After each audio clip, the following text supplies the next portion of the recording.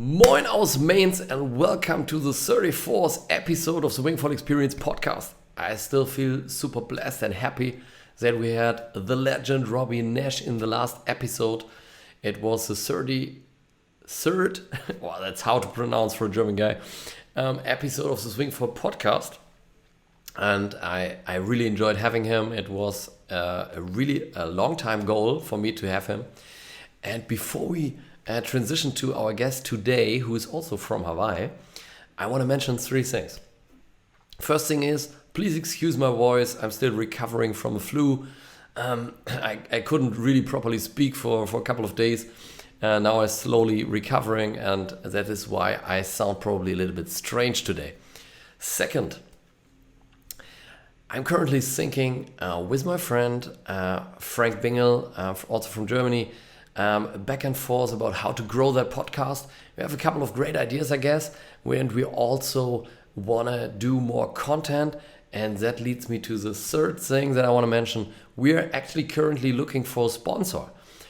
The reason is we feel kind of compromised to do more episodes and more videos also, because it's really a lot of work to do one episode, and because it's just a hobby.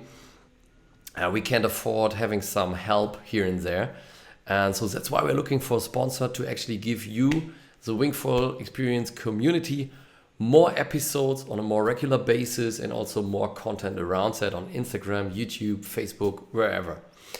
So if you know someone, if you're interested in sponsoring us, let me know. That was actually not my intent when I started this recording, but I just felt why not?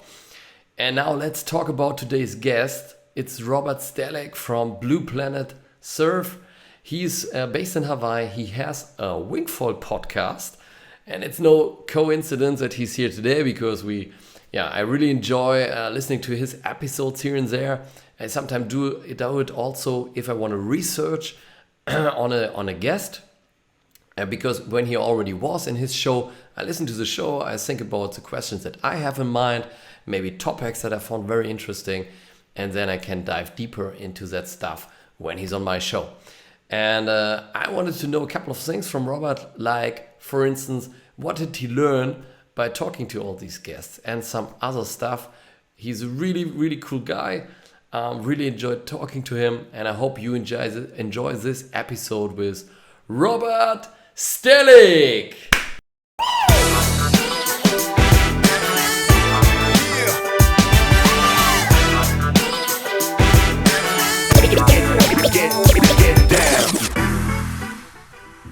All right, everybody, welcome to another Wingfoil Experience podcast. And today it's my pleasure to have Robert Stehlik from Hawaii here. Hey, Robert, how are you? Aloha, good morning. Good to meet you, Daniel. Good morning. I hope you get some coffee, or I don't know if you drink coffee, but maybe something else. Yes, I got my coffee 7:30 in the morning here in Hawaii, so 12-hour time difference, I guess, from where you are. Exactly, yeah. It's 12 hours, and that's why I decided to get a beer today. Okay. You're having beer, I'm having coffee. That works. Yeah, that's actually the first beer that I'm going to ever drink during the podcast recording, but I really like drinking coffee during the podcasting, but this time I thought, no, it's too late. It's 7:30 at night in Germany, and I had a lot of work today, and I did a lot of work, and I just felt having a beer. So cheers. Yeah, just don't fall asleep. Cheers. No, I won't. So what? I'm just curious. I mean, I guess I'm getting interviewed today, but I was wondering, what do you do for a living? Like you said, you did a lot of work today. Like, what do you do? See, and that's let me get back to that in a second. But just to introduce you a little bit, Robert is the host of the Blue Planet Wingfoil podcast. And so you're the second podcast host on my podcast. The first one was your host of Kitesurf 365. So shout out to Adrian. And that's what happens if you got a host in your podcast. They're going to ask you questions, but I'm happy to answer them. I'm going to ask you questions. Yeah. I'm an engineer, so I'm a freelancing engineer. I do a lot of software development and also product development for companies. Yeah. Okay, interesting. So that's my day job. So to pay for my winging gear, you know? Yeah. Right. And then this is your hobby, right? Yeah. Exactly. Cool. Yeah. And it helps to spend some time with wingers, which is not that easy because I'm living in the middle of Germany, which is not really famous for water sports. And that gives me the opportunity to talk to wingers all over the world, which is super nice. Like you. Yeah, I found from doing those interviews, I learned a lot for myself personally, you know, that's why it's easy for me to do these interviews because I learned so much from it, you know, it's very valuable. Mm-hmm. So and Robert, it's nice to share it with other people too. So yeah. Yeah, for sure. Robert, it seems like we have a little time lag going on here. If it gets worse, we can maybe take a break and then see if we get rid of the time lag. But if it doesn't get worse, we just give it another shot. So you're the host of the Blue Planet Sports podcast. Yeah. And you got 16 episodes out there, which is pretty nice. So we're going to talk about that. But the first question always in this podcast is, when was your last wing session? My last wing session, you know, I've been super busy, but I went out on Sunday. Oh no, was it Saturday? Saturday, which is like 3 days ago. And what kind of conditions? Diamond did you have? Head. It was really nice. I mean, the waves were kind of small, but it was nice steady wind. You know, at Diamond Head we get like a nice thermal wind. Even though the wind forecast was really light, in the middle of the day, Diamond Head gets like a nice thermal wind, and it was really fun. And I actually got to try a new wing that I've never tried before for the first time. So actually I have it right here. It's this Ocean Rodeo Alula. It has like the leading edge and made out of this Alula material, and it's super light. Mm-hmm. It's the lightest wing I've tried so far. Really, really, the weight is really impressive. So how light is it? What's the weight? I don't know the exact weight, but you can just feel how light it is. So when you're luffing it, or you know, you're on the wave and it's just luffing, it just floats really well. I mean, it's a very lightweight wing. You can tell. Mm-hmm. Pretty impressive. They say it's like 40% lighter, which I don't know if that's realistic. I don't know about 40%, but it definitely feels lighter than other wings I've used. Mm-hmm. I also feel that the shape of the wing makes a wing, even if you have two wings, so to say, that are the same weight, and one is a little bit better shaped. I don't know really what's the difference in the shaping or in the shape of the wing is, but if the design is properly, you feel the wing is also lighter, right? Do you have the same experience? 100%. Yeah, very true. Yeah. And you know, when you're luffing the wing and you're holding the front handle, just where the handle is positioned on the leading edge, like if it's a little bit lower or a little bit higher on the leading edge, that'll make a big difference too. Because you know, if it's lower, the wing will have more lift by itself. If it's higher, it'll kind of pull down a little bit.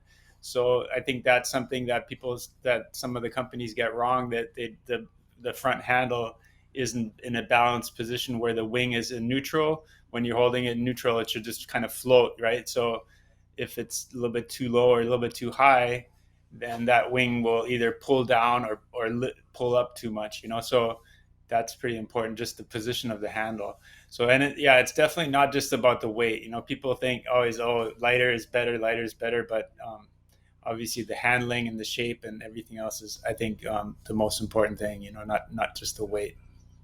Mm-hmm.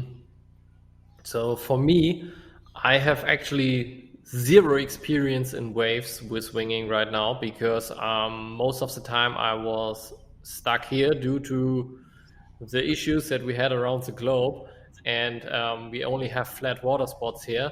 So I have no experience at all with flagging the wing out, except for maybe the occasional thing that you do when you are in 20 knots and you just want to go 20 meters straight. But yeah, it's just fooling around a little bit on some little tiny waves.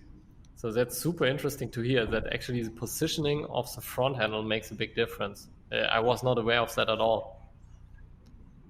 Anything else? Yeah, I mean, even in flat water, I mean, I think the wings you need for flat water, it's definitely a different requirement. Like you'd have different requirements of the wing, but even for a flat water wing, you want it to be able to luff smoothly. You want to be able to depower it and have it be kind of very neutral in that luff position. And I think some wings that have like a very rigid profile or certain design features that kind of keep it from luffing well, it's almost impossible to completely depower them. So I think that whether you're in waves or not, I mean, definitely in the waves it makes a big difference. But even when you're jibing or just you're getting overpowered and you want to sheet out and luff the wing, if you can't do that well, then it's that I think that's a pretty important feature, not just how powerful it is, but also how well it luffs and goes into neutral. Mm-hmm. Mm-hmm. Yeah, for me on flat water, one really important feature of the wing is how it handles if I wing one-handed. Because when you go for a session, I really was annoyed in my first wingfoiling sessions that you never have one hand to, I don't know, reposition your wetsuit or maybe get some water out of your face and stuff like that, because I always needed two hands when I was winging.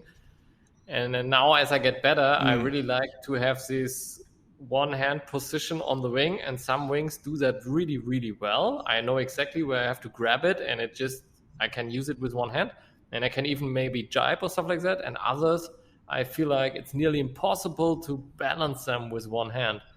Do you get any insights on what makes a difference with riding a wing one-handed? Yeah, I totally agree with that too. Like a lot of wings, they don't have a mid center handle for where you can hold the wing in the middle, right? So you have like the front and back handle, but nothing in the middle. So that I do like having that middle handle. Also, like even when you're coming out of a jibe, sometimes it's nice to just grab that middle handle and then just let yourself get pulled out of the jibe with one hand, and then you grab the right handle. So the position of that center handle has to be exactly balanced. For that to work, where you can fly it with one hand. And then sometimes I also like to fly it with one hand and then hold the leash with the other hand, so it's like you're flying with one hand but you can kind of control the leading edge a little bit with the leash. So if anything, I like it if it's a little bit more towards the back than too far to the front, because it's but it has to be well balanced, the center handle, for that to work. And I mean, the nice thing about the booms, like the duotone wings with the booms, is that you can put your hand anywhere, right? So that's definitely a nice feature of the boom wings. Yeah. You can hold it wherever you want. Yeah. And I also feel the angle that I'm attacking the wind changes the position where I like to put my hand when I'm riding one-handed. So if I'm going a little bit downwind, there's more room for error, so to say. If I'm really edging a little bit more, I feel like I need to grab it a little bit more to the front and stuff. And then sometimes also I feel like if it's gusty or if the wing is a little bit overpowered or underpowered, that also changes the position where I have to put my hand. And with some wings that have small handles, I feel like it's then always struggling, to get it right. I don't know. It's really helpful if you are able to do so. Yeah, one of the things I like too is in certain certain times, like for example, when I'm jumping or I'm going really steep upwind or something like that, I'd like to slide my backhand way back on the wing. Like if there's like a boom or a long handle, I'd like to put my backhand way in the back for extra power and control. So, but some wings I can't move my hand back far enough, so I find that very frustrating when I want to move my hand further back and I can't because the handle ends. There's nothing to grab at the back there. So so the handle positioning is super important, and like like a tiny difference, like this much position difference on the wing can make it change from balanced to unbalanced. So I think that handle positioning is pretty critical. So now we are already, we had a different game plan. We wanted to talk something else before we head into winging, but now we're deep into the winging conversation, and let's just keep it that way. So I was wondering, because it's fun to talk about winging. So yeah, for sure. So I was wondering, I had friends visiting from the Netherlands, and they had F1 wings, and I also had a couple of test wings from F1, and I found that they are super light, and they seem to be, as far as I can tell from my flat water sports, they seem to be really good for wave riding. What I was, kind of trying to explore on flat water as far as it's possible. But they had some trouble in our lighter, gusty winds on flat water. So I was wondering, what do you look for a wing when you are on Hawaii? You really want to ride waves, and if you maybe go to flat water sport and you just want to do freestyle, because we here in Germany, most of us have only the freestyle background and the flat water background. So what are the differences that you want to look out in the wing? Well, I think it also depends on the rider, like your style of riding and your rider weight and so on, like that. For me, when like I guess I was curious too, like the F1, did you use the swing or the strike, the newer one or the older one? Do you know? I use the swing V2 because okay, I think. Oh, is that the strike? No, it's not. It wasn't the strike, because I guess I didn't really. I've only tried the swing, which is the original one, and for me, I found the wingtips were pretty wide, and I kept dragging, like, so it was hard for me to get it going. I like kind of more compact wings that I can bring lower to kind of power up better in lighter winds. So I find that having narrower wingtips really helps with that, getting going and on a smaller wing and lighter wind. But yeah, so that's one thing that I like, is just having the wingtips a little bit closer together. But yeah, I mean the F1 strike, from what I hear, is an excellent wing. It goes upwind really well, and it's very light, nice handling, nice and neutral. So that's definitely those are all the good things for wave riding too. One thing that for me, I guess I'm like about almost 200 pounds, and I kind of like to kind of yank on the wing and really pump it and stuff like that. So for me, some things I don't like is if the handles are too soft or too wide. If the handles are kind of soft, and when I'm pumping, they kind of the whole thing flops around too much. So I kind of like tighter handles. I also find that, like, the middle of the leading edge, if it's not thick enough, then you tend to have that bending right in the middle of the wing. Like if you're going upwind or you're powered up and you kind of cheat in, the whole wing will kind of bend like this, and that to me is, I lose a lot of power when that happens. So I like wings that are thicker, especially right in the middle, to kind of have a stiffer in the center, especially in the center of the wing. The tips are not as important, because you don't have as much flexing in the tips. But if it flexes in the middle, I find that really frustrating, because it's just not very powerful. It's hard to really like. Also, when you're jumping, you don't get a lot of loftiness if it kind of tends to bend out when you're powered up. Yeah. And then, but for wave riding, like the main thing is that you just want it to handle neutrally, and then if you like accidentally let go of the wing or drop it, that it'll fly by itself on the leash, so you can pull it back in and collect it again. So a wing that if it's just on the leash and it'll just flip over instantly, that's not really good for wave riding, because it's just like you want something that's stable, flies stable and neutral. Like it's just floats in a stable position and doesn't want to like flip over. Yeah, so those are some of the things. Having a lot of tension seems to help to have a lot of tension in the profile, so it doesn't have a lot of flopping around. But at the same time, when you're in neutral, you want it to, when you're luffing it, you want it to be neutral and not have a lot of drag and a lot of pull up or down. Got it. Yeah. Got it. And the Alula wing that you tried, is that one, because Alula, as far as I know, is not only lighter, but it's also, you can also put more pressure into it, right? Because then it should be stiffer also. Right.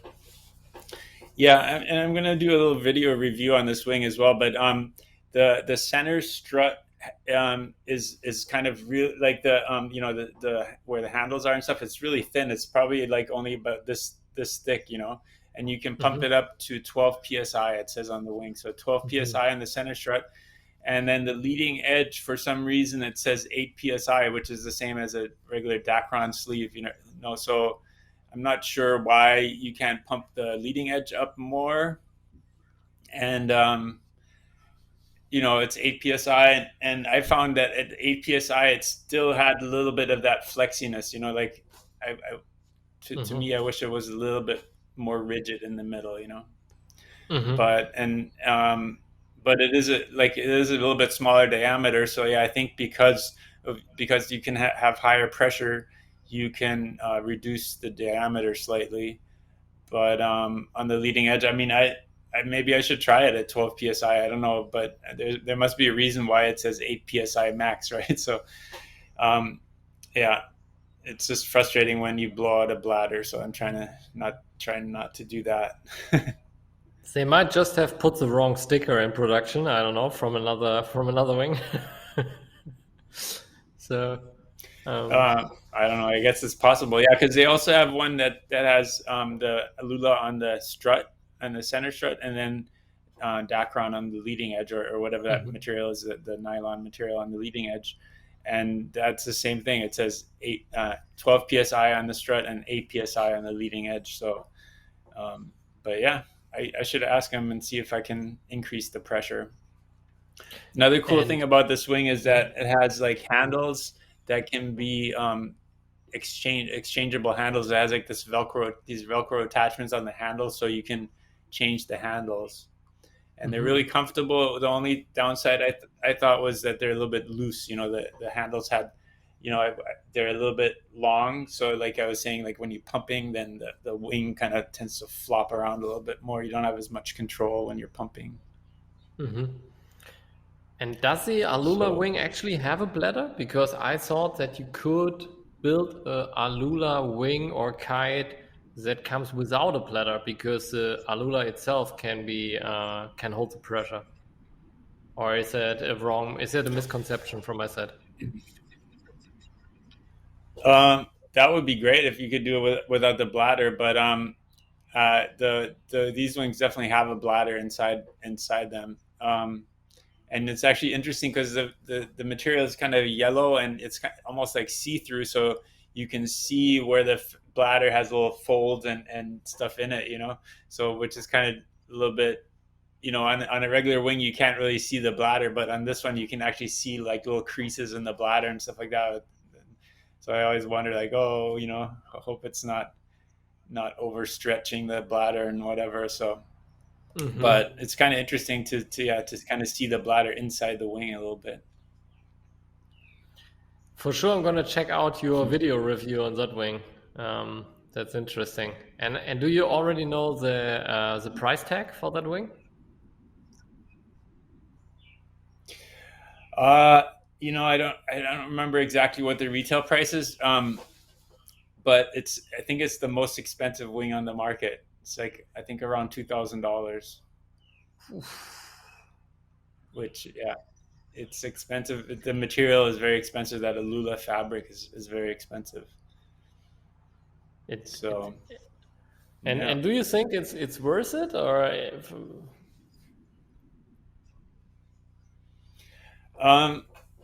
don't know. That's a good question. I mean, it depends on, if obviously if you have the money and you just want the best of the best, and money is not a concern, then I think, yeah, it's worth it probably to get that lighter weight. But the weight isn't everything. Like I said, to me, like all the all the other design features are just as important or more important to me. So, but if you had like the same wing with a really good design, and you made it with a Lula fabric, then I think it would be lighter and probably better. But is it worth paying almost twice as much? I don't know. It's kind of like, I sometimes tell people, like, it's for example, let's say you want to get a bike, and you want to be able to go mountain biking and also ride on the road. So are you better off buying like $1,000 road bike and $1,000 mountain bike, so you have two bikes? Or is it better to buy a $2,000 mountain bike or $2,000 road bike, and try to do both with the same bike? And it's you're probably better off spending a little bit less. Like, and for wing foiling, it would be like, are you better off having one 5-meter wing that's $2,000, or having a 4-meter and a 5-meter that they're $1,000 each? So I would definitely say you're better off with two size wings at a lower price than, if you have a $2,000 budget, you're better off buying two wings than one wing. Yeah, I would say, because the size, having the right size for the right conditions is more important than having the lightest wing possible. That would be kind of my opinion on that. Yeah. I also, I think this podcast is going to be released before I can release the one with Robbie Nash, but also Robbie and I engaged in that conversation, that he said basically, like, he really likes to ride his gear and find out what his gear is capable of, if he improves, and if he finds out what he can do with the gear, even if the gear is not perfect. I think that was always his kind of approach during his career. And yeah, I also feel a little bit like that, like we are all in such a hurry to get better gear, but we're not in such a hurry to improve ourselves, and improve our riding and our pumping. And I mean, I bet, I don't want to do too much name dropping, but one of the cheapest ways to get into wingfoiling is probably to buy a gong setup. And if people ask me about it, I'm like, yeah, go for it, man. For 1,000 euros, you get a proper board and a proper foil. I mean, I tried them, and I didn't outride that board and that foil. When I step on it, I can still improve on that board and that foil. There's plenty of room to improve. And yeah, if it helps you to get going, and then if it helps you to get into the sport, take the wing that your neighbor is going to sell, and then don't wait for the perfect wing that is going to be shipped in 3 months or something like that. So yeah, that's my point of view, but I might be a little bit too I'm looking for the opportunities always, Yeah, no, I totally 100% agree with that. I think use what you got, make it work for you, so, and then the way you get better is by doing it, by practicing it.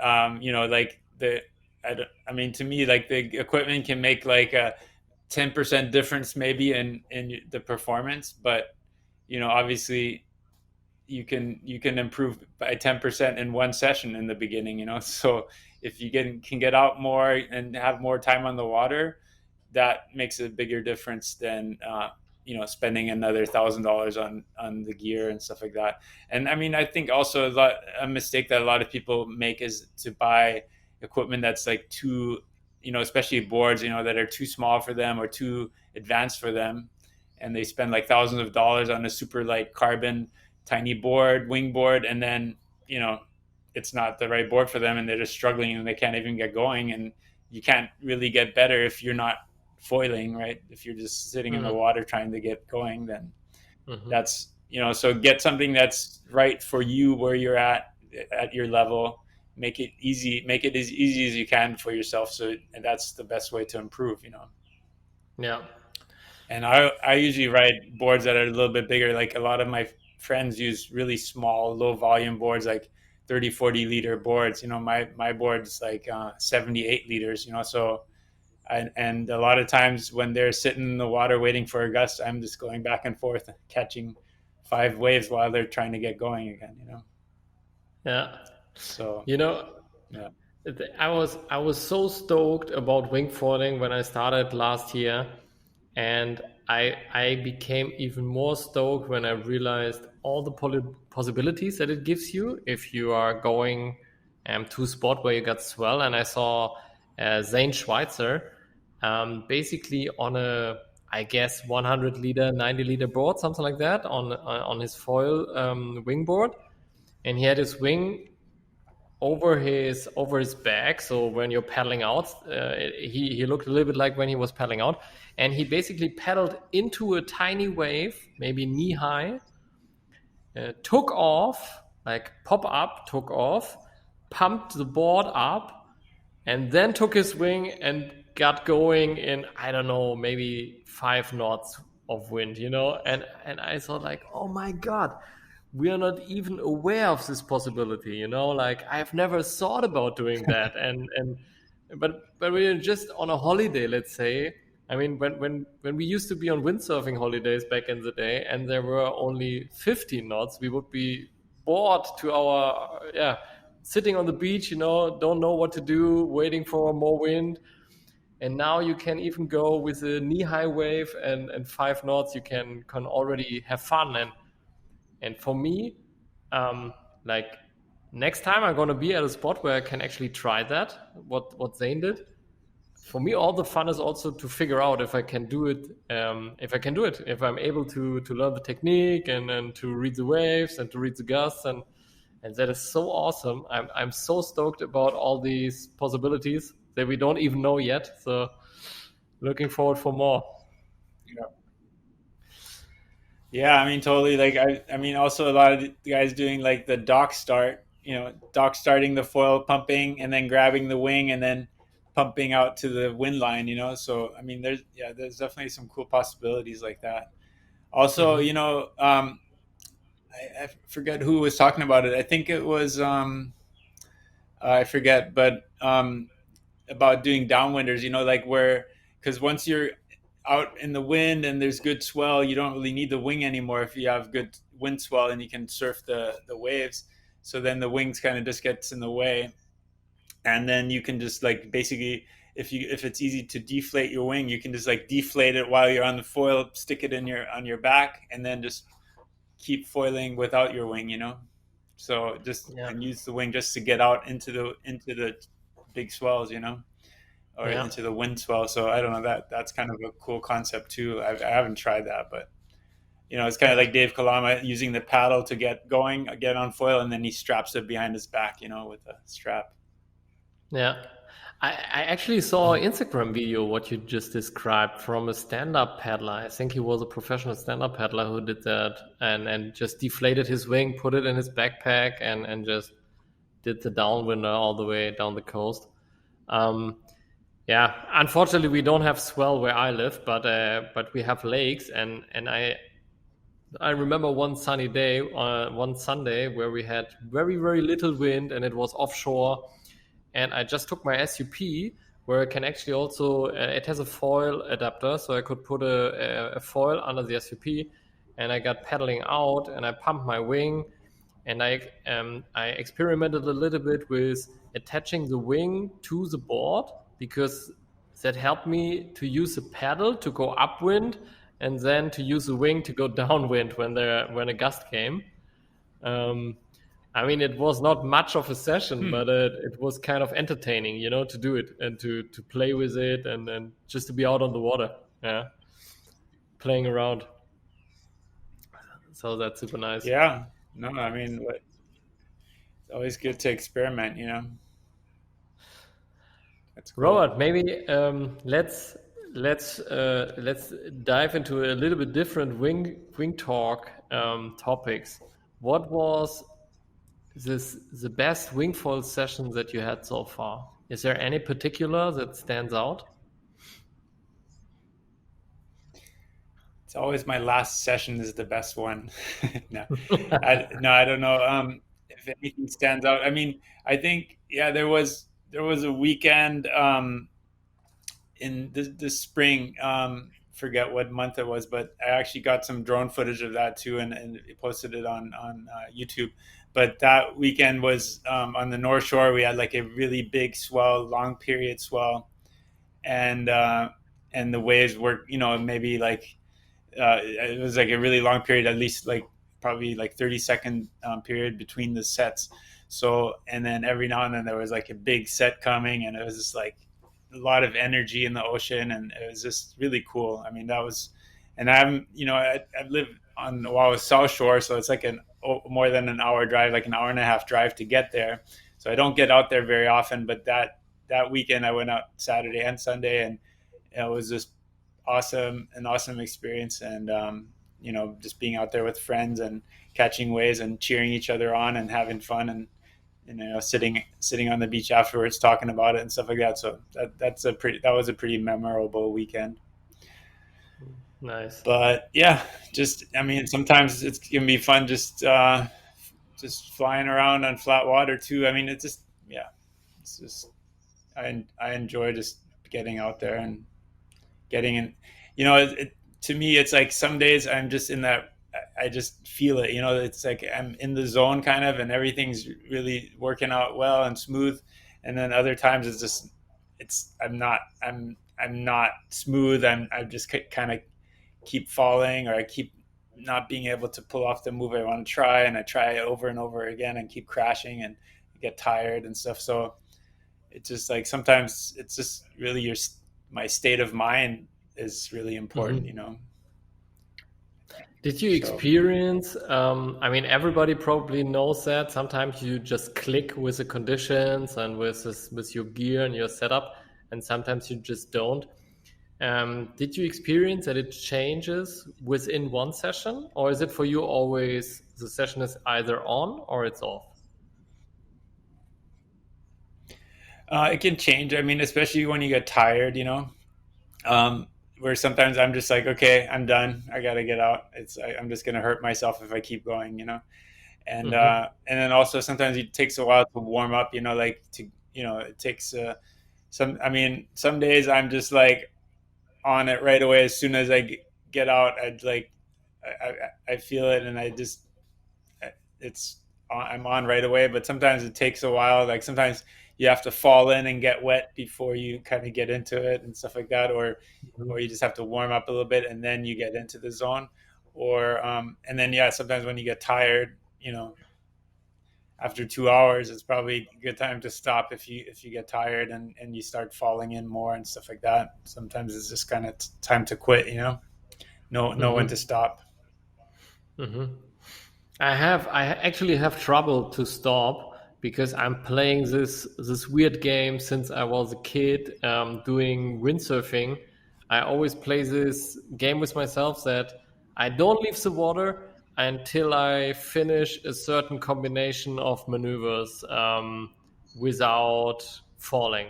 So let's say if I'm practicing the duck jibe, when I used to windsurf, I would say, okay, I'm going to do a duck jibe on both sides, and then I'm going to do a heli tag, and then I'm going to leave the water in style, And then I'm not allowed to leave the water before I do that. And that might take sometimes 40 minutes. because you're crashing a lot, or the wind is going down, or the wind is going up, and yeah, so that helps to lengthen your sessions a little bit.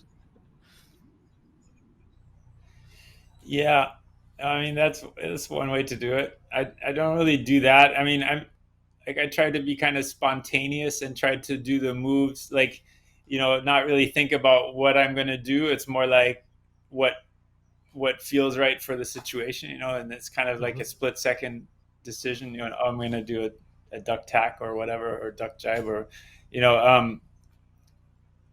so. But one thing well, like if I have like a crash or like a bad wipeout, something like that, I'm definitely not going in after that. Like if I have like something bad happens, then I'm okay. I'm just going to keep going. Maybe I'll try it again and pull it off. And then once I get like a nice wave or a good move that I wanted to pull off, then it's a good time to go in, because then, I always try to end the session on a good note where, like not like crashing and paddling in or whatever. And sometimes when the wind dies, I'll just wait for a gust instead of like paddling in, and I'll just wait for a gust so I can actually foil in instead of paddling in. Yeah. If that makes sense. Yeah, it's true. Yeah. So I found, like, especially in the beginning, when I started wingfoiling, because I was the only wingfoiler around at most of the spots where I went, that I was, so people, you immediately have some spectators because maybe old people who are just taking a walk, they have never seen wingfoiling, and I always felt like obligated to represent the sport also a little bit. So if I was crashing too much because I practice a certain move, I also wanted to see them. Okay, it can also look nice, He's not only crashing, so he can also do some jibes and tags or whatever. And every time I did that, I got stuck in my head and I had a shitty session. And when I catch myself doing it, I'm like, hey, fuck that. I mean, I'm not here to entertain this old couple who are just standing there.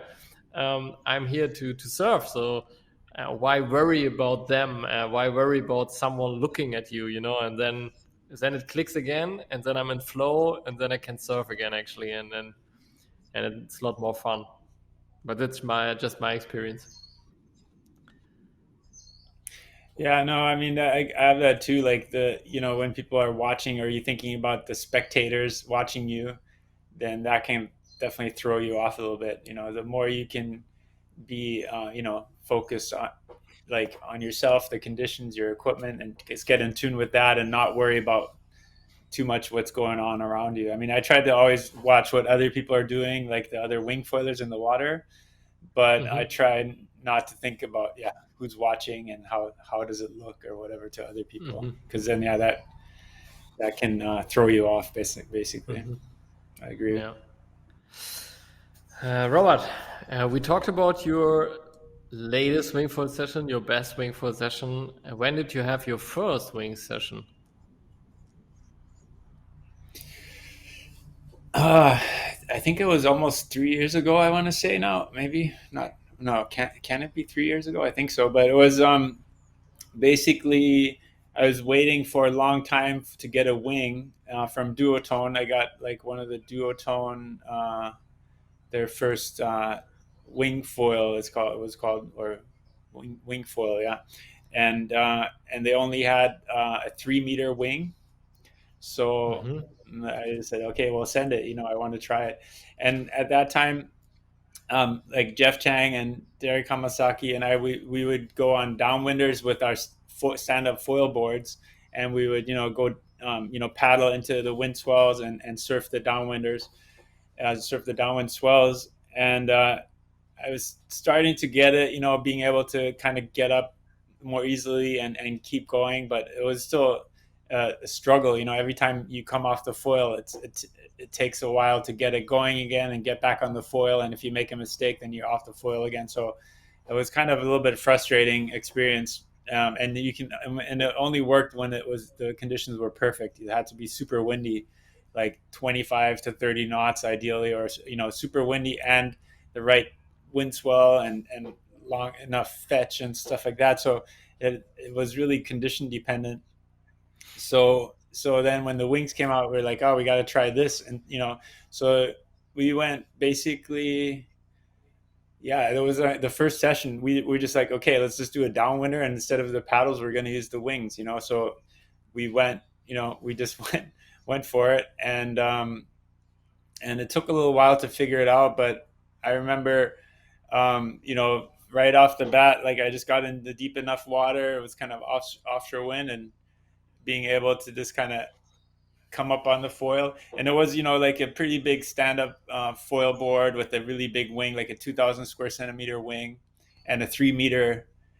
So 2,000 square centimeter foil and a 3 meter wing and pretty strong wind. And it just kind of came up, and I was able to just keep it going. And I was already pretty good at foiling, so the foiling part wasn't that hard. But and then being a windsurfer too, like I've windsurfed, many years, so it came kind of almost natural to me, to be able to do it. So I flew pretty far on my first reach, and then I fell in, and then then it took me a while to figure out how to start again, and from the knees and stuff like that. And I was kind of struggling for a while, and then my friends, we were all kind of trying to figure it out together. And but we were able to just go downwind, like 5 miles downwind, and fly and get it going. And it was a super fun experience. So, and then after that I was hooked pretty much. Now I'm rarely doing anything else anymore. Like I rarely stand up foil surf, or I still do some stand up racing, like on longer stand up race boards. Mm-hmm. And but rarely do anything else other than wing foiling. I'm just kind of super busy too. I'm running my business, so when I make time to go in the water, it's usually when it's good for wing foiling. So nice. So before we talk about your business, let's talk about your podcast. You get the Blue Planet Wingfoil podcast. That's as far as I know, across all podcast platforms, and it's on YouTube.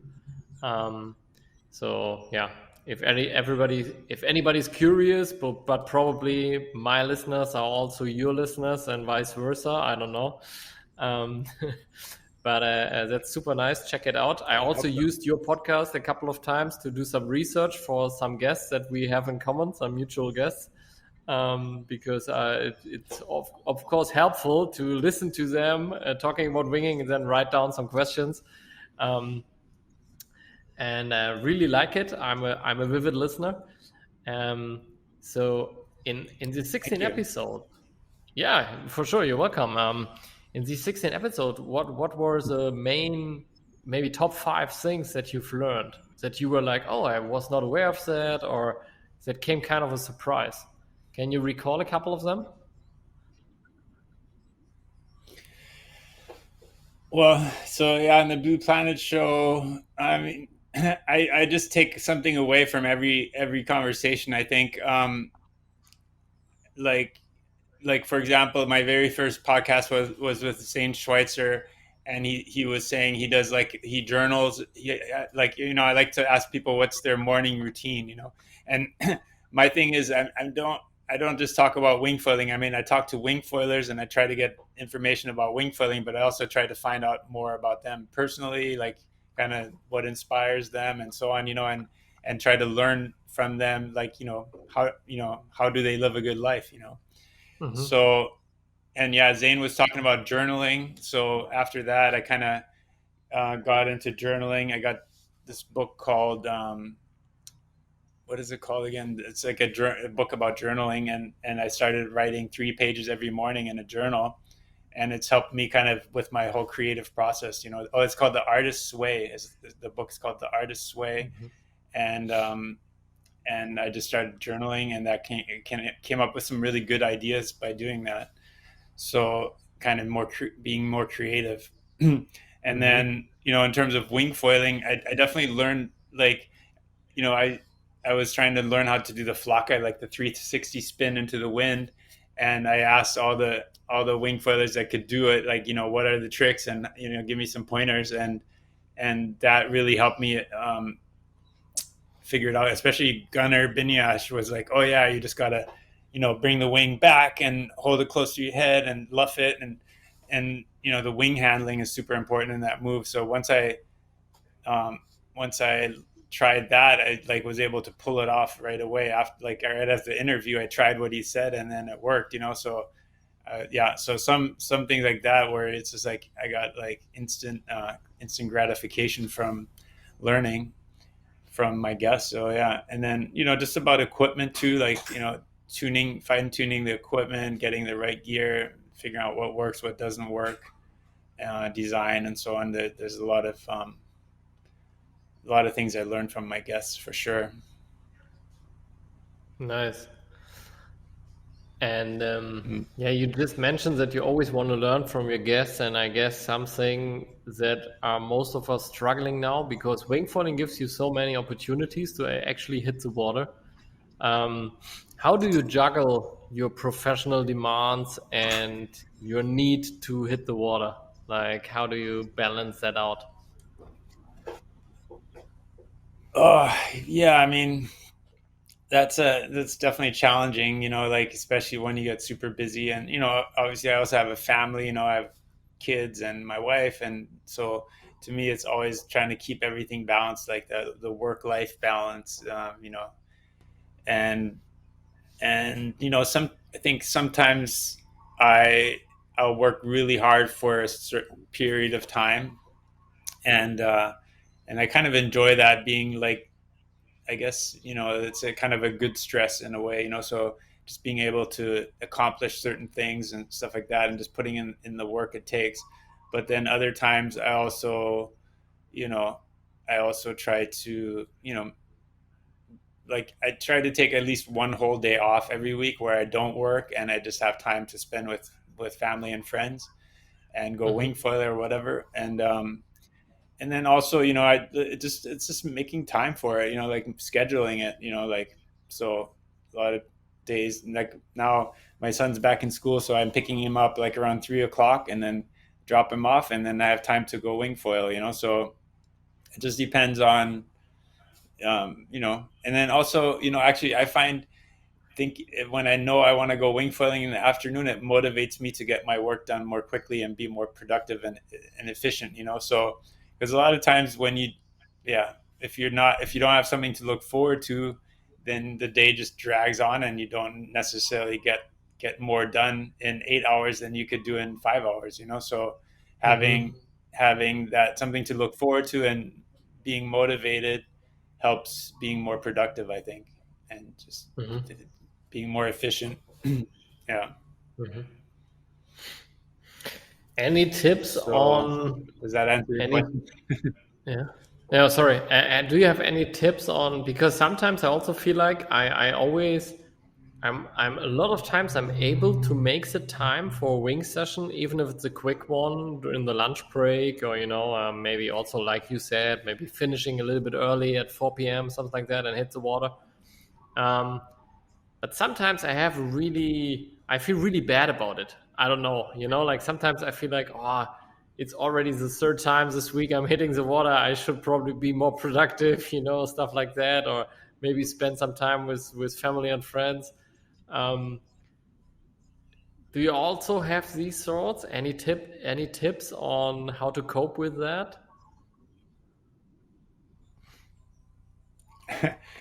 I don't feel guilty when I go wing foiling. Like to me, it's part of my job too. The way I see it is like, I'm kind of like, I'm doing art research, right? So I don't really feel bad when I go wing foiling. I'll try to, I mean, if it's good, I try to go every day if I can. If I have the time and I can make time, then I'll try to go every day. I don't feel guilty about it. Um, yeah. So I guess it's just a mindset, like, Hmm. um, yeah, I feel good about wing foiling. I mean, it is kind of an addiction though. Like it is, like sometimes when the conditions are good and I know it's good and I have to get my work done, I'm just like, it's like, I gotta get this done so I can go. It's like it's almost like, yeah, it's like you need another hit from the drug. So I Yeah. think it can definitely be addictive, and kind of drive people to odd behavior. But I try to use it in a positive way that basically motivates me to get my other stuff done more efficiently, so I can make time. Yeah. I mean, and it's also just arranging your schedule. Yeah. Sorry, go ahead. No, please. I'm interested in what you want to say. Your schedule. Yeah. So I mean, I guess arranging your schedule, like when for business wise, I've been in business for 28 years now, and in the beginning, I tried to do as much as I could myself, so I wouldn't have to pay others to do stuff, But now I realize that a lot of times, I got to really put a value on my time. Like when I'm working, I have to produce really high value work, and a lot of times, to be honest, like speaking with customers in the store is not the best use of my time. So as much as possible, I try to let my employees deal with the customers, deal with emails, and and if there's a legal issue, I'll let the lawyer handle it. If there's you just let the people that know what they're doing. Like if there's an electrical problem, I let the electrician handle it. I don't try to fix it myself. Where I used to try to do everything myself, even though I might not really know what to do. I have to watch like a YouTube video on how to do it. And but to save money, I used to try to do everything myself. And now, I mean, obviously you have to have a certain level of success to be able to do that. But I've kind of learned to try to delegate as much as I can and only focus on the things that produce the most value added for the business. Mm-hmm. And I actually find, like from journaling too, I find that the tasks where I have to be creative, where I have to think creatively, those are the tasks that create the most value. That's kind of what I concluded, if that makes sense. Interesting, yeah. Mundane tasks where there are repetitive things that don't really create value. You can let other people do those things. Mm-hmm. I actually kind of reversed engineered like how I make the time for surfing always, like all my life since I was 12 years old and I started windsurfing. I always was able to make the time to go windsurfing if there is wind, which is a crazy thing, right? Because we always catch ourselves saying something like, oh no, I can't come to your birthday next Saturday because I have already made plans. But if there would be 20 knots, perfect day, I would somehow find the time to squeeze in a windsurfing session on that same day. So I try to reverse engineer that process. And for myself, I also found like some stuff that I find valuable, like meditation, for instance. On a lot of days, I find excuses to do it. And I'm like, I can do it tomorrow. Why should I do it today? I'm on a tight schedule today. But if it would be a surfing session, I would make the time. So now I found out that I can actually apply that mindset to things that are valuable to me, like spending time with certain people or spending time with myself for meditating or reading a book, which sometimes I fall very, very short. And then I just tell myself, let's think about that meditation session as if it would be the perfect day to go for a surf session, and then let's just make the time, and then it works, which is a very interesting thing. And I just recently started to do so. Yeah, that's excellent. I think that's really good. And what's interesting about, these water sports that are condition dependent is that you can't, like, I have friends that golf and they try to golf 3 times a week. And, but golfing, you can schedule the time and date you're going to go, right? And then make a, appointment for it and meet up with your friends and put it on your calendar and stuff like that.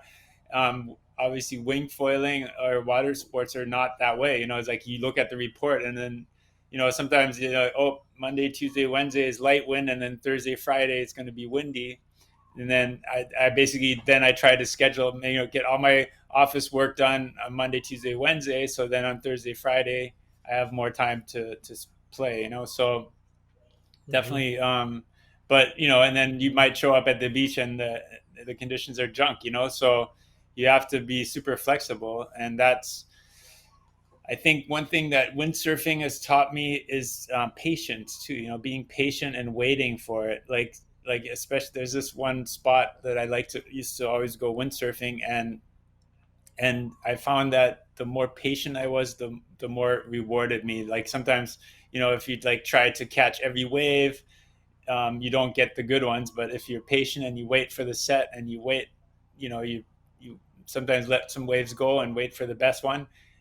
You get rewarded for your patience. And also with the wind, sometimes you just have to wait for the wind to come back, and you just sit on your board and wait, and then the wind comes back and you have a really good session. So I think that's something that actually windsurfing originally it taught me is patience. Being patient and being willing to wait for it and not forcing something. Not forcing it to happen. Mm-hmm. Yeah, but also, as you said, like rescheduling stuff to make the time for a great session is something that every surfer knows. And I came across a very interesting concept recently. I read that book a couple of years ago, The Four Agreements. I don't know if you're aware of that book. It's about an ancient philosophy. Agreements? Yeah. So it's an ancient philosophy where you basically have 4 agreements with yourself or with the world, so to say. And one of the agreements, if I recall it correctly, it's the first one is being applicable with your word. And so in German you would say zu seinem Wort stehen, probably. And also I think it can mean to be careful with your words, right? What you're going to promise and what you don't promise, and what you actually say that you're going to do, and then keeping your word. And that is something that I feel like as a surfer we are constantly struggling with, because I might say to my girlfriend that I'm going to take care of this problem on Saturday, but if Saturday is the best day for surfing since 3 weeks, I can still do it Sunday. I want to go surfing. And what really helped me is this concept that I came across that says you should be really, really careful with your word. But if you give your word and you realize you can't actually follow through with what you promised or what you said you're going to do, you immediately start reorganizing that stuff, but with the empathy, about the people that are involved. Like if you have to reschedule a meeting with a coworker or with a client or something like that, you call them immediately, say, hey, I would like to reschedule our meeting. I know that might cause you trouble. Let me help you to figure out the best way for you, but I really want to reschedule. And this whole approach, to be really open about it, and also to be really helpful in that process and supportive with the people that you're causing trouble, really helps me to be able to free the time to go surfing, because I don't feel guilty about rescheduling anymore. I always felt a little bit guilty if I rescheduled too many things. Yeah. No, definitely. I mean, it's one of my pet peeves. I hate it when people are flaky, or they say something and then they don't follow through, So I think it's kind of a German thing too. I think Germans are very kind of, you're only as good as your word kind of thing, So where I think maybe it's just cultural, like in some cultures it's kind of more normal to be like, if you invite someone to come over for dinner and they're like, yeah, I'll try to come, and then they don't show up and they don't even call to say they can't come or something like that, like that. To me it drives me crazy, or it used to anyways. Now I'm just used to, like, some people are just like that, they just kind of make commitments without really thinking about it, and then they forget. And so, but yeah, to me it's pretty important to basically keep your word. If you say you're going to be there, then be there. But then at the same time, like a lot of times I'll be like, okay, let's tentatively set that appointment. I'll put it on my calendar and let's confirm one day before, so then that way it allows me to be like, oh, sorry, it's windy. I gotta go wingfoiling. I don't say that, but you can say I have to go to a board meeting. But yeah, so I mean, you have to be able to stay flexible and the more flexible your schedule is, the better. And yeah, definitely, if you love water sports, you gotta be ready when it's good, right? So you can't tie yourself down too much. Story of that podcast, man. I mean, I have also a lot of pro riders here on the show, and then they constantly reschedule because, of course, their reasoning is, I need to train, man. I need to train. It's my job. So but I totally understand.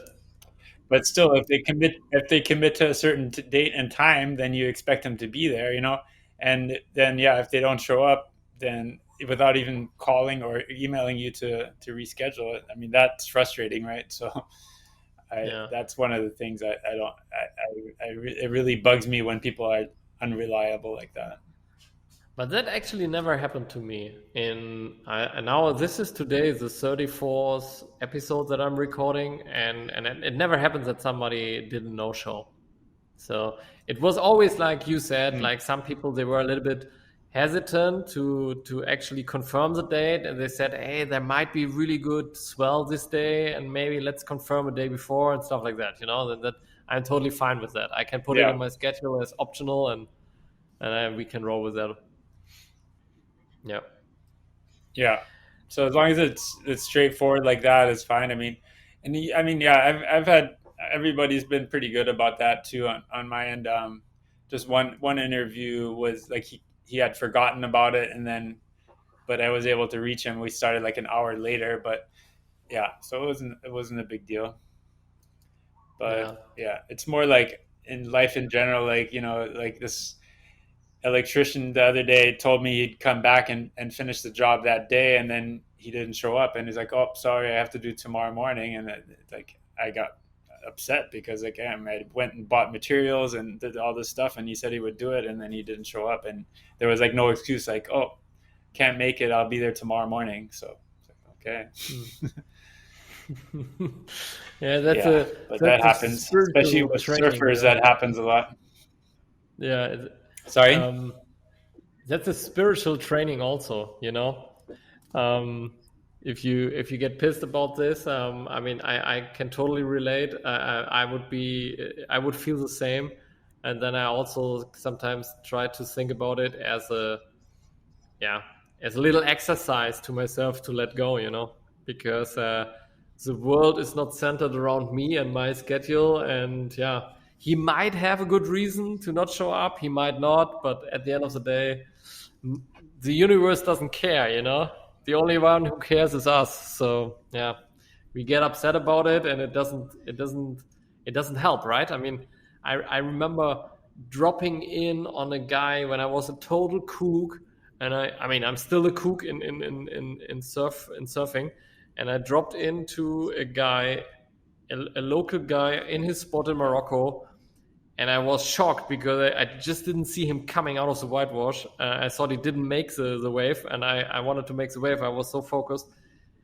I dropped in on him. We both got washed. I came up on the surface and was like, oh, fuck, you're doomed. You dropped in a local on his home spot. You're a total kook. And he just came out of the water and he was like, don't worry. Let's pedal back out and have a good time. If I get angry about it, we both won't have a nice session now. And that really, I can still remember that, and it really changed my perspective. And I thought like, hey, that is so cool. He didn't want to waste energy and karma and bad vibes on that, and it was amazing. That's awesome. Yeah. And I think, like you mentioned about meditation, I've been trying to meditate too regularly. And I think it's good just to train your mind to be calm and, not have that monkey mind, where you're just kind of constantly have things running through your mind, just being calm and And I think that's really it's been really helpful for me to the meditation practice. Mm-hmm. Do you do some form of breath work? Yeah, actually, that's another thing I got from Zane Schweitzer. He talked about the Wim Hof breathing exercises. So I Mm-hmm. looked at that on YouTube, Wim Hof, WIMHOF, and that's, he has like some free YouTube videos that you can try. And and then I downloaded like an app for my phone, and I try to do it in the mornings, maybe not every morning, but maybe like 3 or 4 times a week.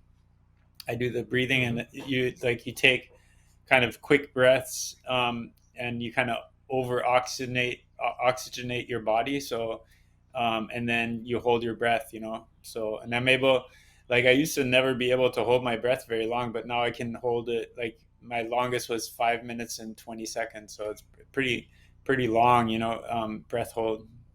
Five And minutes 20. and just by using that method, yeah.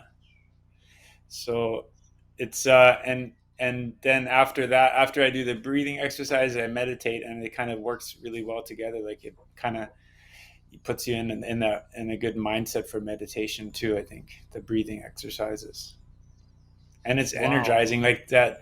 Like taking those breaths, and kind of everything tingles, from all the oxygen in your system, and then it slowly subsides as you're holding your breath. And Mm-hmm.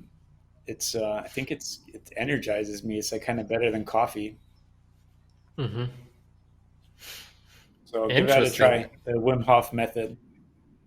Yeah. Yeah. Yeah, and I came he's across he's Wim Hof an in. Austrian guy, and he has like this funny accent. Sorry, go ahead. No, no. I came across Wim Hof 2016 when I was on a surf trip, and I started to do the breathwork also, and I do it still on a regular basis, but I never made it to 5 minutes 20. So that's very impressive. So you must have had a very good. Yeah. Go ahead. So I think like what he says is like at the when you do your last exhale, you let out all the air, and then Mm-hmm. you hold your breath, right? So what I usually do is I take the last breath in, and I let out part of it, but then I keep some air in my lungs, and I slowly let it out. Like every minute or two, I let out a little bit more air, and then I think that's how you get the carbon dioxide out of your lungs. And then I think that helps me do it longer. So I'm not doing it exactly the way he says to do it, but it works for me. Mm-hmm. And then yeah, Interesting. just you have to really calm yourself down and slow down your heart rate and slow down your metabolism to be able to hold your breath that long. I think too, that's part of Mm-hmm. it, just slowing down and calming down. Do you do that breathwork And then it's sitting super upright, or important do in the you do waves too. it? If you Sorry. I do it in like a recliner. I lay back, almost like laying down. You really Mm-hmm. want to be relaxed. Mm-hmm. But I was gonna say in the waves too, like if you get held down by a wave or underwater, same thing. Like if you can stay calm and not panic, then your oxygen will last a lot longer. And then just Mm-hmm. doing those breathing exercises, I think, gives you the confidence to know that yeah, I can hold my breath. It's okay. I can just be calm and hold my breath and wait until the wave lets me go. So I Mm-hmm. don't feel like I have to get to the surface really quickly or whatever. I just wait till it lets me go, and I can get back up again. Mm-hmm. So actually we totally went freestyle in this podcast, but I really enjoy it. So we just stick with it for. I mean, we're already 1 hour 10 in. So, but I was Yeah. just saying that I recently started to improve my resting heart rate and my heart rate variability, um, because for no reason I would say I'm in pretty decent shape. I'm not like total. I'm not a full time athlete, but I would say for a regular guy, I'm in very decent shape. Going to the gym a couple of times a week, and also going on the water a couple of times a week, and doing all this press work stuff. But somehow my resting heart rate and my HRV were not good at all, and I started doing some press work specifically to improve that. And I felt like after only 3 weeks in, this really helps me in calming down, also during my day, during my work routine.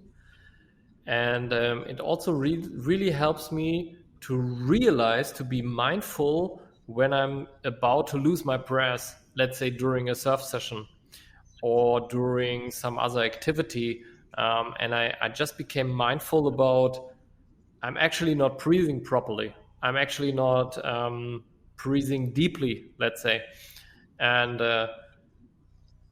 I don't want to go down that rabbit hole too far because we're still in the wingfoil podcast, but I think it's pretty interesting also for surfers to think about breathwork. And Rickson Gracie, who is a Brazilian jiu-jitsu fighter and one of the most famous ones, if you want to look into that one also.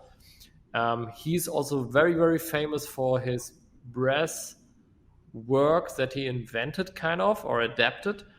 And he's also saying that during a fight, like he did that no rules fight before the MMA came along. And that's the most important thing, is to stay calm and relaxed during that fight situation, and which I found very, very interesting because it's super similar to a takedown when you're in the big surf.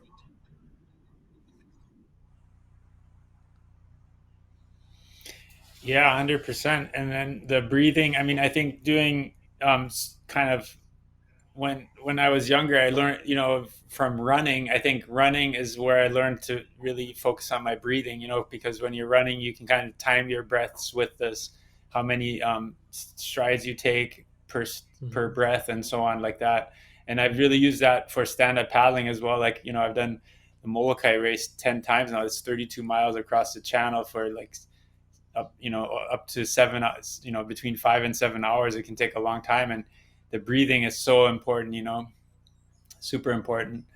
And then, yeah, obviously for surfing as well. I mean, all the sports, like if you don't focus on your breathing, then you can't perform properly. And it's not just, and yeah, like you said, staying calm in a fight. It's the same thing. Like when you're dropping in on a big wave, if you freak out or panic, you're gonna wipe out. But if you stay calm and just just surf it like a small wave, then like in a way, sometimes the bigger waves, you actually, because everything kind of, it's almost like it slows down, because it's so big that it moves more slowly, and you can actually kind of almost take your time a little bit more. But if you stay calm, then you just make less mistakes, like, and when you start freaking out or thinking about what could go wrong, then yeah, for sure you're going to wipe out and have a bad wipeout. But if you stay calm, then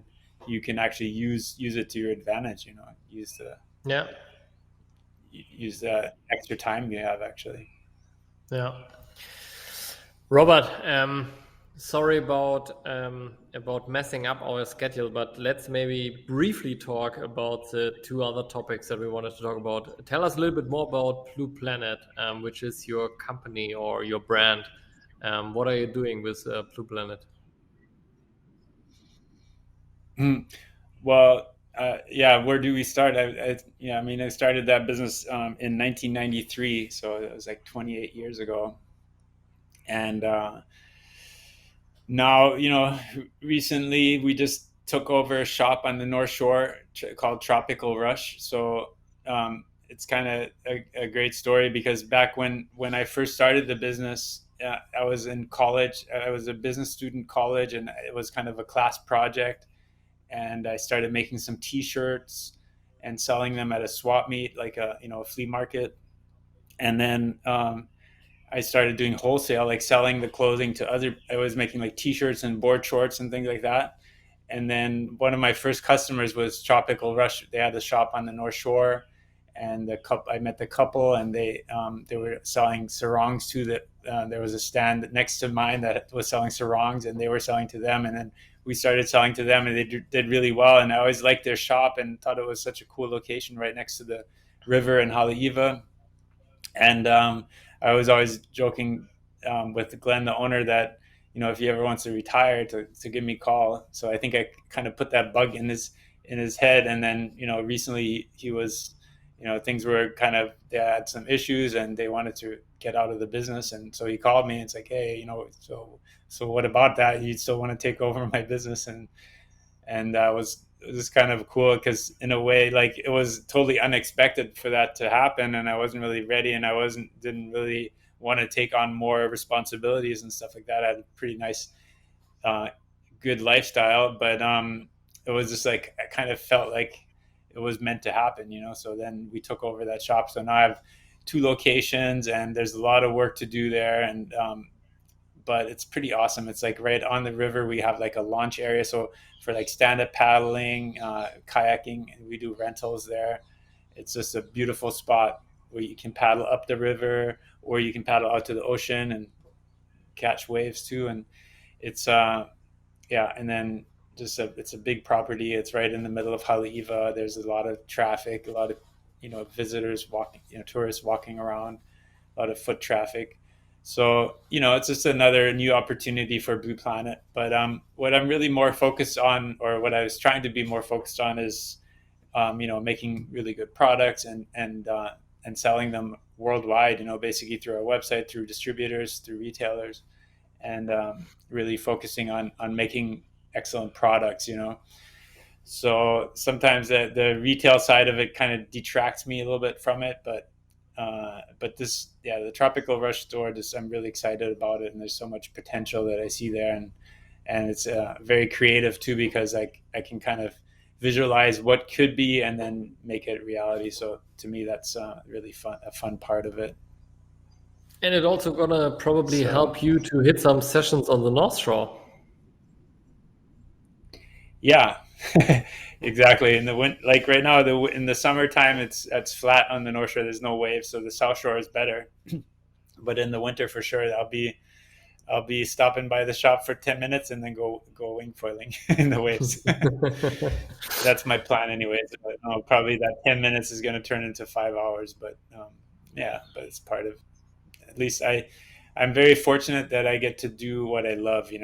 But basically, back when I was in college, I was thinking about, I could work for someone else. I can be I had some job offers as a manager and working for a bank and different things, different training programs I could have done. And I was just like, if I don't start my business now, I'll probably regret it later. And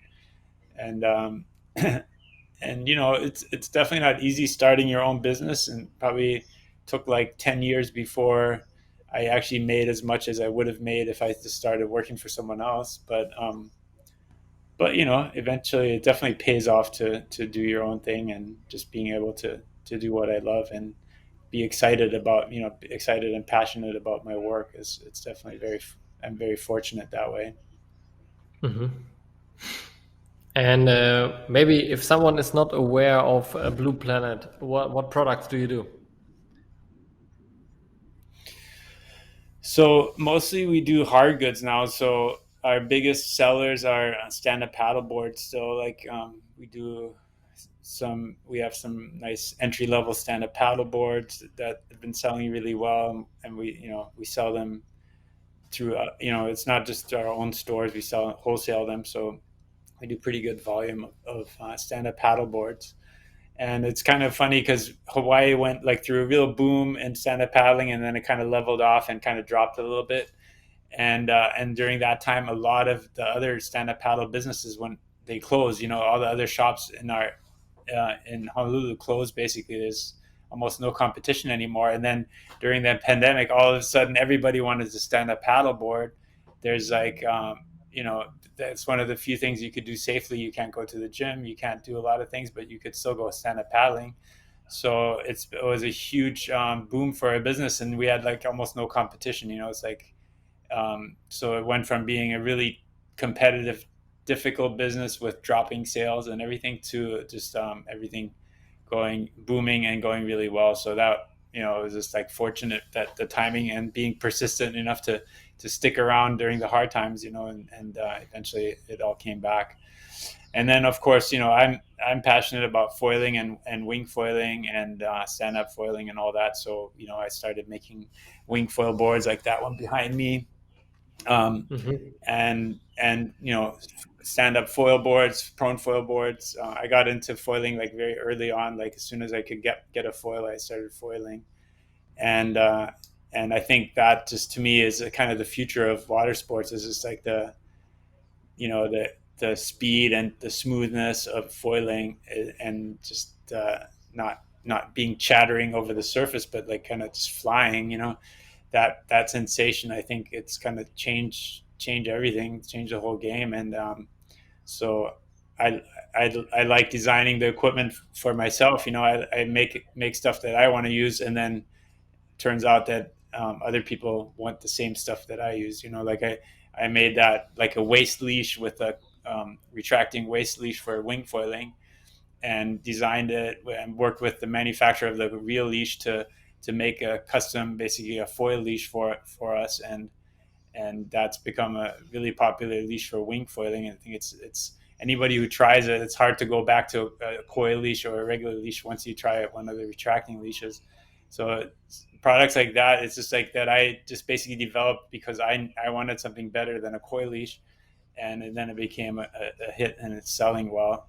And then some things like these foot straps we use, little things like that, and then just being like you said, like if you test the stuff yourself and use it and make it the way you want it, it just makes a big difference. Like if there's a designer that just does what the team riders tell them to do, or they really make surfboards, but they're trying to make a foil board using what they learned from surfboards, it doesn't really apply. So unless you're doing it yourself and you're testing it and you're trying it and improving it, constantly improving it, it's hard to make a very good product, I think. So that's kind of my philosophy, is to make stuff that works great for me, and then it'll work for other people too. So but that's what my passion is hard goods. So basically, we started as a soft good manufacturer, like making clothing, t-shirts and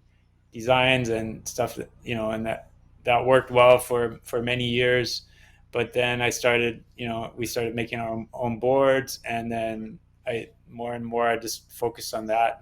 We have our own paddles, stand-up paddles, that we keep refining and making our own designs, and then just also making products that are unique and different. So we made a balance board that's adjustable. Like you can go from very easy to very challenging just by changing out the modules and stuff like that. So the balance surfer.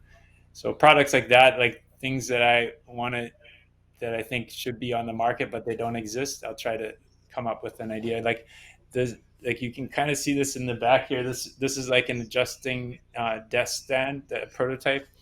That's going to be another project that that we're coming out with soon. I'm going to have a Kickstarter campaign for that standing desk, adjustable desk thing that you can use with the balance surfer, so you can stand up on the balance board while you're working on your computer. And I'm using it right now. It's you can adjust it so it's just the right height.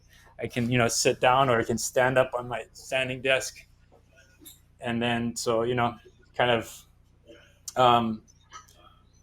I just tried to design things that I want to use that don't exist yet, so yeah. So the standing desk is a little bit out of my area of expertise because it's not a water sports related, but most things we do is water sports related. Awesome. Robert, I think we are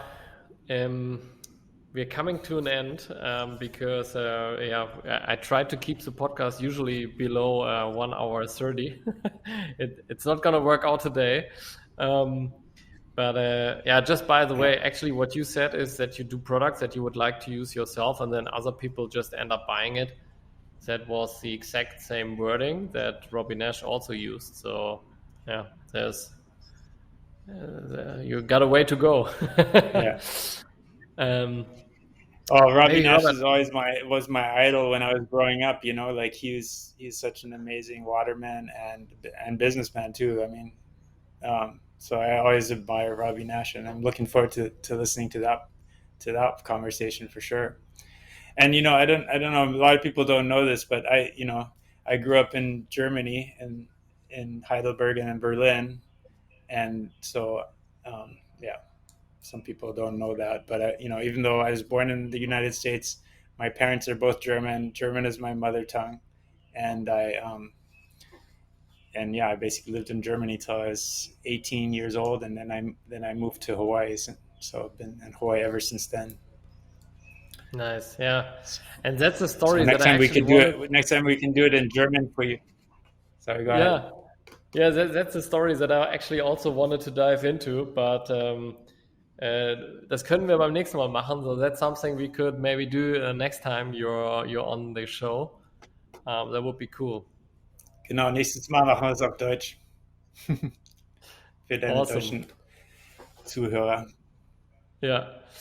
Yeah, it's kind of I kind of got both languages on the channel, and either way I get angry messages. So if I launch too many English episodes, there are some German guys complaining that there are no German episodes anymore, and if I launch a German episode, there are some guys complaining that they don't understand German. So yeah, I guess that's my own fault, because I was a little bit too sloppy in the beginning of the podcast not to decide, and I thought, let's just go with the flow and do whatever it takes. Yeah, people just have to learn to speak German and English, I guess. Yeah. I don't know. Yeah, it definitely seems to make for a good water sports career, because Robbie is also pretty good in German. You're pretty good in German and English, so maybe I should improve my English to also end up like you guys on Hawaii. I don't know if that's correlated with water sports, but it's definitely good to be bilingual, I think. And I should practice my German more. But I mean, I think that the reason I do all of the podcasts in English is just because there's a bigger audience, obviously, that understands English, I think, worldwide than German. So even if I talk to a German person while speaking with you, I would still probably do it in English. Yeah. If that's possible. Yeah, it's a more universal language. Yeah. Robert, thanks for being on. Really enjoyed talking to you, and we could have been going on probably for a lot more time, but that means we're going to see each other again. Thanks for being on the show. Have a good day. Yeah, my pleasure, Daniel. Thank you for contacting me to be on your show. I mean, it's an honor to be being interviewed versus being the interviewer. You know, it's definitely a different kind of experience, and it's cool. Thank you. Thank you for being here and taking the time. And I wish you great session coming up. I hope you get an awesome next wing session. Yeah, thank you. I'll definitely do my best to go out maybe today or tomorrow. Right now there's not much wind, but I think tomorrow is going to be good, so I'm going to be on it. Nice. Yeah. So do you have that like on YouTube? My interviews kind of like people that click on it, like half of the people drop off right away, and then kind of goes across, and then by the end there's maybe 5 or 10% of the people are still watching all the way to the end. Do you see the same thing on Google, on your YouTube analytics on your interviews? For the podcast? Yeah, I just wondering, because on an hour and a half interview, I think most people don't make it through the whole thing. But but I always joke, like the people that listen to the whole thing is like 5%, elite group of the 5%ers. Yeah. I think it's different for the podcast, because as far as I know, most people are listening to the podcast when they're driving or maybe doing some housework or stuff like that. And then it's different, but you don't see the analytics so well on the podcast. But for YouTube, I think 1.5 hours is way too long for YouTube format. But But what really helps is, but I don't always find the time to do that, is like splitting up the interview into, let's say, 10 videos or 8 videos and just releasing them as 10 videos. And then that really helps with people going through the videos to make it a little bit more digestible. Yeah. I mean, most people on YouTube have a short attention span, but it seems like those long format videos are super popular. Like, and, you know, even though it's only 5%, if you get like, you know, if you get 10,000 people watching the video, then that's still 500 people that watch the whole thing for an hour and a half. So it's still, you know, it definitely seems to be demand. And I get so many positive comments about those long format interviews. People love it, you know? Mm-hmm. So it's good. So don't worry about going long, because if it's interesting, then why not keep going? Yeah, true. I never had, even for my first episode, I never had some time constraints about it. I just thought, let's just keep the conversation as long as it rolls. And if I feel like there's a lull coming, maybe let's end the conversation there and pick it up next time, you know. And that has ever been since like that. So yeah, I feel the same. For me, most natural feels all like everything between 40 and 80 minutes somehow. I always end up in that time range. Yeah, I think that's perfect. And so yeah, that's it. So it's a good time to stop, though, I guess. I have to use the bathroom too. So yeah. Robert, thanks for being on. Have a great day. If people want to reach out to you, thanks for watching. Where do people find you on Instagram, YouTube? Please mention it. So in YouTube and Instagram, and our website is all blueplanetsurf.com. And then if you want to watch the Blue Planet show, just Google Blue Planet show. That'll come up. And then for the podcast too, I put all the shows out as a podcast. So if you search in a podcast app, just look for the Blue Planet show, and it'll come up with the different shows. How do you find your podcast shows on the podcast app? It's the Wingfoil Experience, your show, or what is it called? Yeah, exactly. It's Wingfoil Experience. So if you type in Wingfoil, you should be good already. Yeah. Yeah, I think that's for my show too. If you put in Wingfoil, there's not that many Wingfoil podcasts, so you'll probably find my show that way too. Yeah. Highly recommend. So maybe in the future, I will interview you about your podcast. And about that will be awesome. Yeah. Because yeah. Cool. That would be awesome. Yeah, because sometimes it's hard to get people to come on the show, and I've kind of been slacking a little bit. I've been so busy that I haven't had time to put out a lot of shows lately, but I'll try to get more going again. You have to. But yeah, I appreciate what you do, Daniel. Thank you very much. It's great to be on your show. Aloha. Thank you. Bye-bye. Guys, thanks for tuning in today. Really enjoyed this episode. If you like it, please share it as always. And also if you want to listen to certain topics, if you want to hear a certain guest, if you want more of something or less of something, let me know. Hit me up on Instagram. @dgraffe is my Instagram account. Hit me up on YouTube. Put it in the comments, wherever you can get a hold of me. I really appreciate that feedback. I get it from time to time from some of you guys, but it could be a little bit more, because I know a lot of people are listening to this show and not everybody's getting in touch. So if you have something in mind, get in touch. It really makes my day, and it also helps me to really see and hear what you guys want and what I can do to make this show even better. Thanks for tuning in, and as always, if you see some wind on your forecast, which I actually see, because we haven't had some wind for some time, and I was sick, so I hadn't have enough water time recently. So if you see some wind, go wing it!